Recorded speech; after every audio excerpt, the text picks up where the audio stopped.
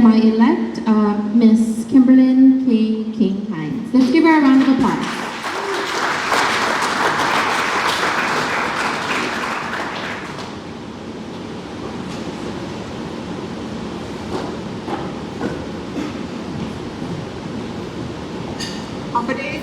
Everybody. I hope this is the beginning of a very beautiful, as the president would describe it, conversation with the chamber, and the beginning of dialogue that we will continue for months to come. Now, we're just returning back from Thanksgiving weekend. I wanted to start first by saying thank you to each of you individually and collectively for all that you do for our community. I know many of you in this room and within the chamber, and I know that one of the chamber's greatest strength is that the people who are sitting here in this community have taken on leadership roles within your organization. You've leveled up and stepped up to the plate to be able to be amongst your peers, to have these conversations about how to move our business community forward. Many of you, I know, also have pursued a career in the private sector from the bottom and rose through the ranks through your competence, your contributions, and most importantly, to your commitment to this community. Some of you that I know out there started with just an idea and hustled to pull the pieces together to make that idea a reality.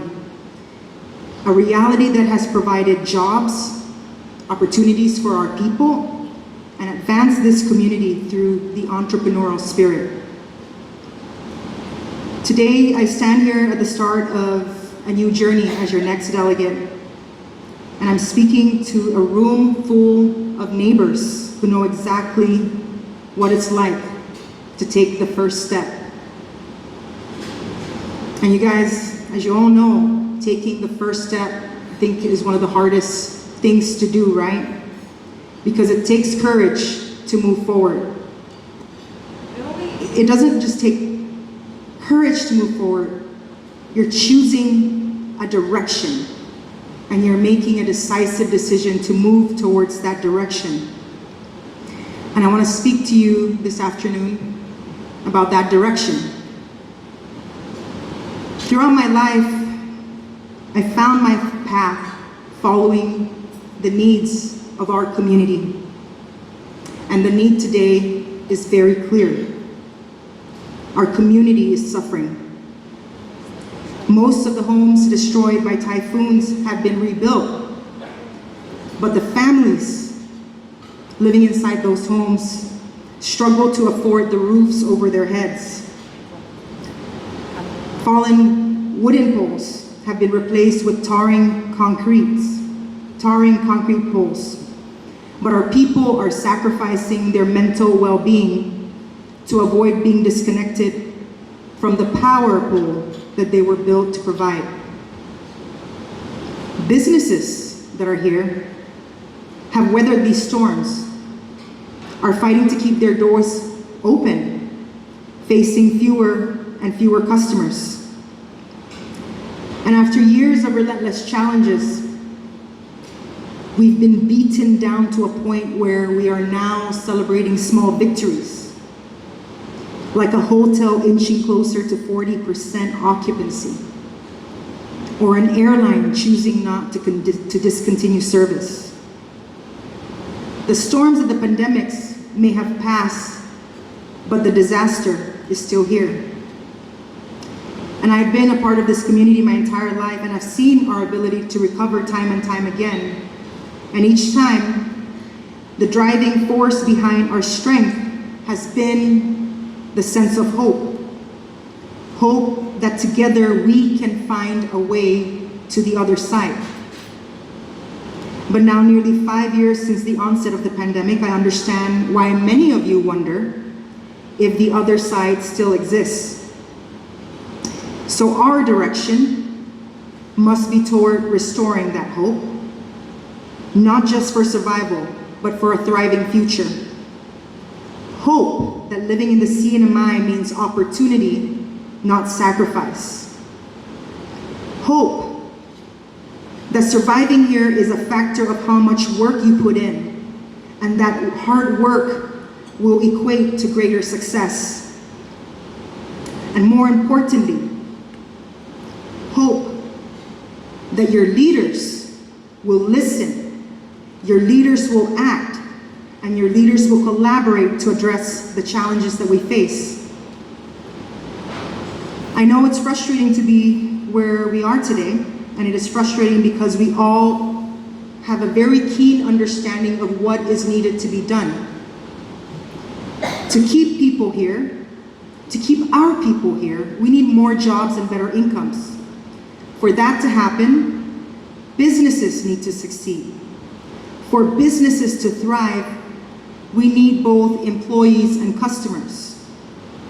And our largest pool of customers come from tourism. So we must work together to attract more visitors by opening up all markets immediately. When these pieces come together, the cycle of growth begins. More hiring, more economic activity, new investments, and opportunities for the industries here to be able to grow. This is how we move forward, and this is how I, as your representative, will be operating in terms of leading the charge to move this community forward at the federal level.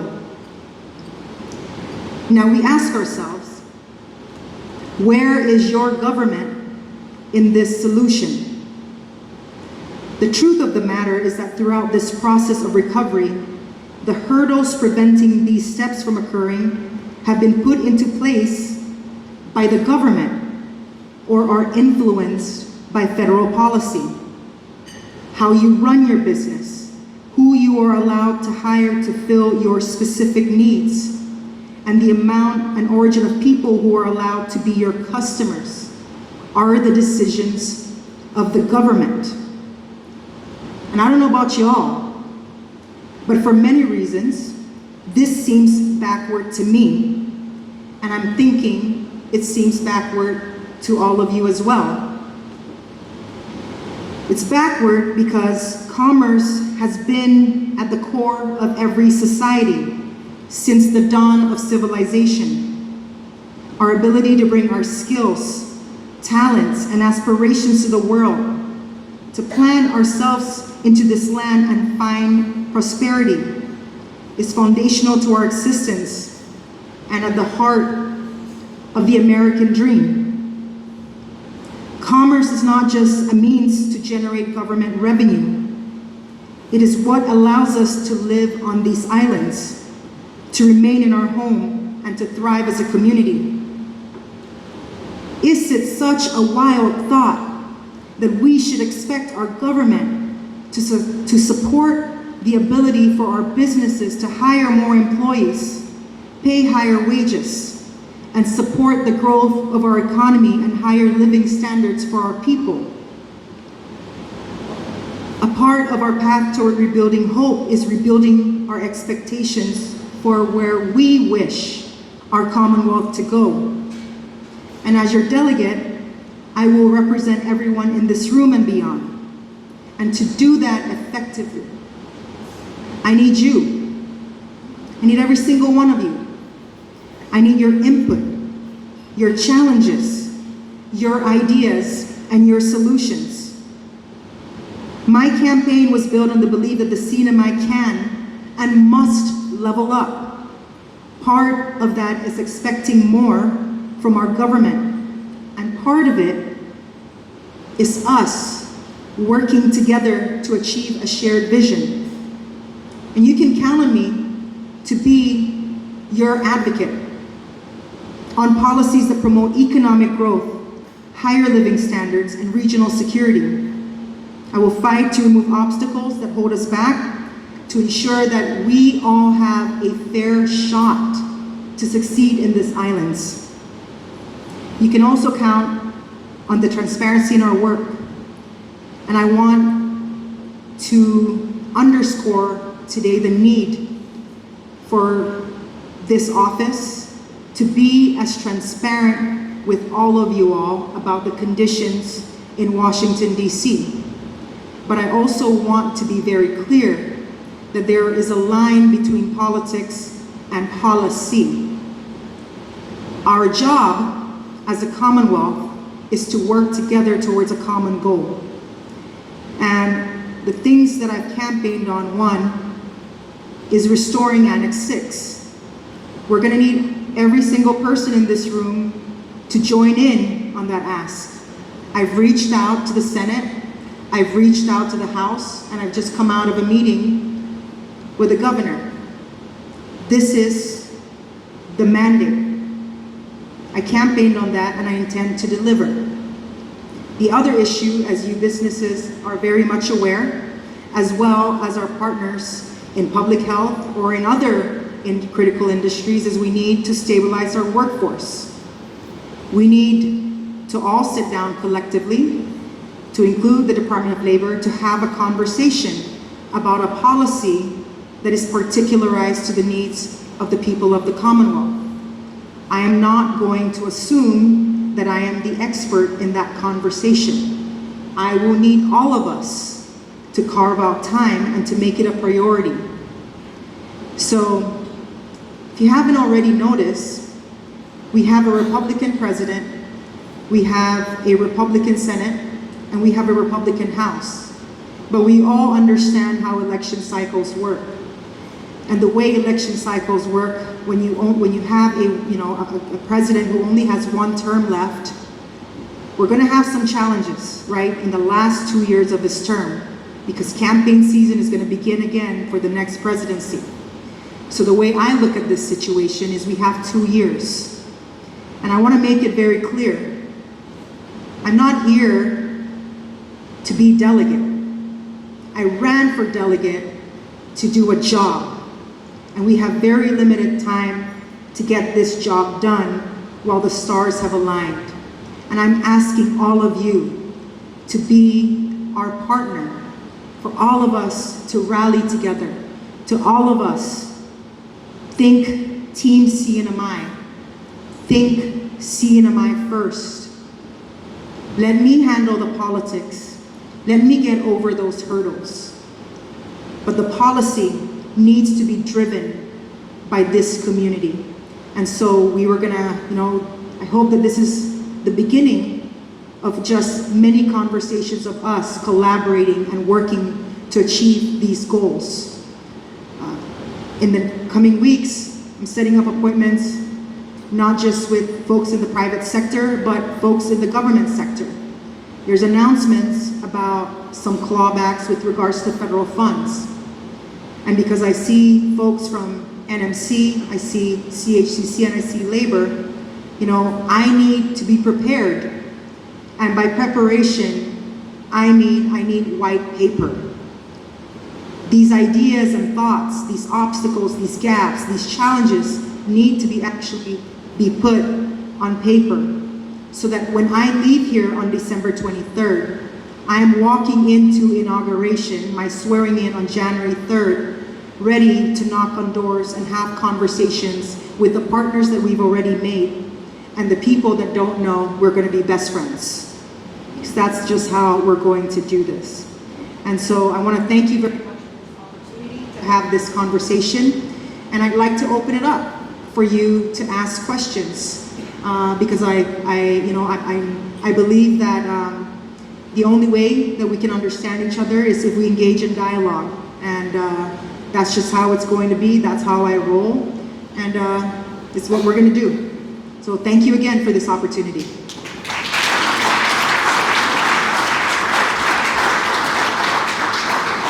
All right, do we have any questions for our Congresswoman? Just raise your hand, we'll bring a mic over. Come on, now's your chance to put her on the spot. Yeah. All right. Congratulations, Kimberly, Scott, and we all want to be best. But I bumped into a guy that worked for ICE just the other day, and I asked him, I said, let's have this discussion. We've got too many people out here in this community that are our workforce, but yet, they're not really legal because there's some kind of an out of status going on. And I asked him what the number was. And he said it could be as high as 8,000 people. Yes. Wow, that's crazy. We have 8,000 workers out of status in our community. Why can't we do something about that? I mean, can we do something about that? We can absolutely do something about that, right? And so, you know, I was having a conversation the other day with a gentleman, you know, who wanted to, when that issue was brought up, they wanted to get into a conversation that encapsulated the national politics, right? And I hope that when we have these conversations, we set aside national politics and focus on policy and arguments and data and position statements in shaping and crafting these asks, right? You know, if you were to take 1,000 people out of the economy, that will have a multiplier effect in terms of, you know, people spending in this community, people going to the stores, right? It's a cascading impact. And so the manner in which I want to have this conversation with folks in Washington, D.C. is not from an immigration perspective. I want to have a conversation in terms of economic stability. And the only way you can be economically stable is if your population is stable, all right? Just yesterday, my husband, who's the chief criminal prosecutor, came home and he showed me a chart that was mind-blowing. So our Department of Public Safety has an investigative unit that's broken down into, I think, 6 departments. If you look at the number of investigators that are assigned to, for example, investigate property crimes, you have 2 people investigating over 200 crimes, right? You have another division, 3 people investigating 400 crimes. And people in this community basically, you know, are crying out, where's DPS, where's the AG's office? But what we're seeing basically is just people in this community, because of the economy, are leaving in droves. I was down in Rhoda, 80 people by the end of this year, from November to December, 80 people are leaving. What do you think that's gonna do to the economy in Rhoda? So we need to tailor these conversations in the context of being focused on the economy and tying in some of this labor issue, this immigration issue, with stabilizing the economy. And I think when we have these conversations and start, you know, putting together these position statements, it has to be focused on that. Because I agree, Bob. It's crazy. Yeah. Yeah. Yeah.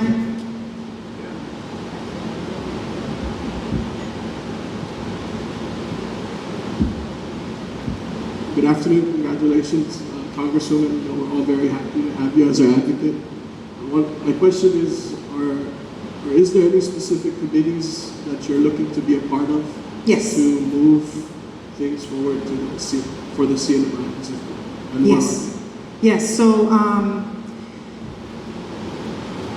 the way it works is you have a steering committee chairs within the Republican caucus who now talks to the leadership and try to get you placed in these committees, right? And the 3 committees that I have submitted for is the judiciary, because the judiciary basically has oversight over some of these conversations with regards to labor, right? And we need to work on addressing that issue immediately. 2029 is right around the corner. So judiciary is one. The other one is transportation and infrastructure. Transportation has always been one of our biggest issues. It drives up costs of doing business here. It's a challenge for folks inter-island, whether it be access to basic health services or just commerce in general, right? So transportation. And then, you know, one of the things that I have been advocating for is, you know, modernizing the utilities, right? I am going to be having a conversation with the Utilities Corporation to talk about how do we address that problem. because we all know that when we work out an MOU between the government and CUC, that gets hidden into the rates, which is passed on to all of us, and passed on to the businesses, which drives up costs of commodities. There's this cascading impact. I'm not interested in blame games. What I'm interested in is basically, let's all sit down, look at what a viable option is. What is that number? What am I going to go and talk to? What is the number that we're looking at in terms of infrastructure funding to be able to modernize the utility grid and just focus on those key priorities, right? I know that we have a lot of infrastructure needs to include the hospital, but we have to, as a community, collectively decide where we're going to make the most impact using this very limited amount of time and go for the gold. But in addition to that, we also have to have other lists, right? So that if we don't get this, we have a list. And I'm not going to come up with that myself. I think that this should be a collective community conversation, because I am one person that does not believe that just because you get elected, that all of a sudden you're an expert on everything. I'm looking at a room full of subject matter experts whom I'm going to rely on to have conversations, whether it be, the telecommunications, whether it be the utilities, whether it be CHCC, or just basic commercial, activities here. So this is what I mean about let's work together. And, I'm going to be very proactive. Let me just put it to you that way. Let me introduce you to Oliver Magnolia back in the room there. You're going to be seeing a lot of him. He's going to be just working in the district office. Oliver Magnolia is an attorney by trade, and I'm very fortunate to be able to get him on board, to be able to, just be the liaison in terms of some of these regulatory conversations. But also Matt De Leon Guerrero, whom you are all familiar with, who has been very critical in terms of just shaping a lot of these policies for the government over the course of this 10 years that I know of. He's also going to be on board, and so I'm excited about the team of professionals that we're putting together to be able to collaborate and work with all of us to be able to put pen to paper and to make sure that our asks are very clear. Because the one thing that I know is that in the conversations that we've been having just in this very short time, our asks have been all over the board, right? And Congress is not very clear what exactly our priorities are. And so we need to get this dialogue going in short order here. And I thank Kim, for first of all reaching out and organizing this so we can have and begin this conversation. Oh, and then the other one is judiciary, transportation and infrastructure, and the armed forces. But what I have agreed, Jim Moylan and I have decided that it is in our best interest to tag team. And so for the committees that I don't get on, he currently sits on the Armed Forces Committee, and we have a direct line of communications, right, to be able to work together. And so if he doesn't get on one committee, we intend to partner up to be able to advance some of these asks, because some of these asks are very similar, right? And it's better if we form a united voice. Congresswoman, again, congratulations. Big question, some of the stuff that you mentioned, one specifically with regards to the travel and Annex 6, how do you plan to overcome having the CNMI sound like we have two specific voices that are speaking against each other when you go up to Washington to accomplish these things for us? Okay, that's a very, very fair question, because it's never a good look to have your head of state and the delegate, not be aligned. And, I had this conversation with the governor. And, when the governor ran, he campaigned on rebuilding trust. He campaigned on certain things, to include issues with accountability as it relates to federal funds. And elections are actually mandates by the people, right? People vote a certain way because they feel a certain way. I ran on very specific priorities. In the last 3 months of my campaign, Brad, I said 3 things. 3 things, and I've been out in the paper. 1, revitalize the tourism industry, and the one way we do that is by opening up all markets. 2, build a sustainable workforce.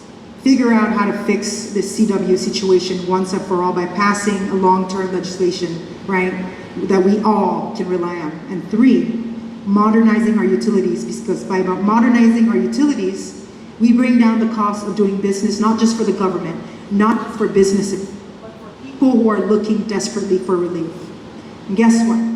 I got elected based on those 3 priorities. And so he and I, right, are going to have to work together. But I'll tell you this, CPA desperately needs the money. CPA is in the hole over $1.3 million. They've increased rates. JJU is asking for relief. Where are we going to get this money? Because certainly cutting is not going to do it. Some of the expenses as it relates to operation is a direct result of the increase in the insurance of CPA. It went up, it doubled. So a lot of this cost is just the cost of doing business. And if the idea basically to work hours for employees, people are leaving for greener pastures. That can be the solution, especially when you have an opportunity to bring in new revenue. And so CPA is on board. The Senate leadership is on board. I intend to get the House on board. The mayors, the Association of Mayors are on board. Why? Because this is not about politics. This is about the economy. Period. It's time for all of us to just put aside whatever feelings that we have about certain issues and focus on providing the relief that the people need. And frankly, some of these conversations that we've been having with regards to Annex 6 is the federal government telling us what to do instead of us advocating for the businesses who are here, who are desperately seeking relief. So I'm not here to parrot what the concerns are of the federal government. My job as your delegate is to go to Washington, D.C., and that's exactly what I told the governor. Governor, I understand your concerns. I understand your pressure. But that's my job. That's my job. Your job and my job is to put food on the table, to keep the lights on, to improve everybody's quality of life. And this is one way, and we're just going to have to work together.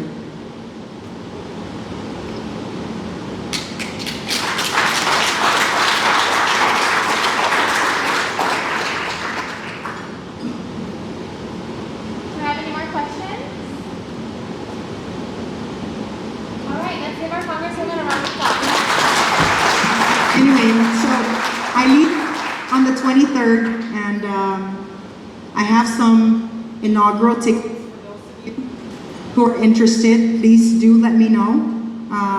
As your delegate, they give me a couple of tickets, and for anybody who's interested, it's on January 20th, and I offer that to all of you. It's free, but you just have to find a way. But the tickets are free. Hey guys. I just want to say thank you for this opportunity, and I'm deeply committed to all of you. I'm here to be your partner. I'm not here to tell you what to do. I am here to take your voice and amplify it in Washington, D.C. I am here to take your concerns and work on finding solutions to your challenges. That's my job. And I love all of you so much, and I'm really excited to get to work, but I need your help to be able to do the work that I need to do. All right? So thank you.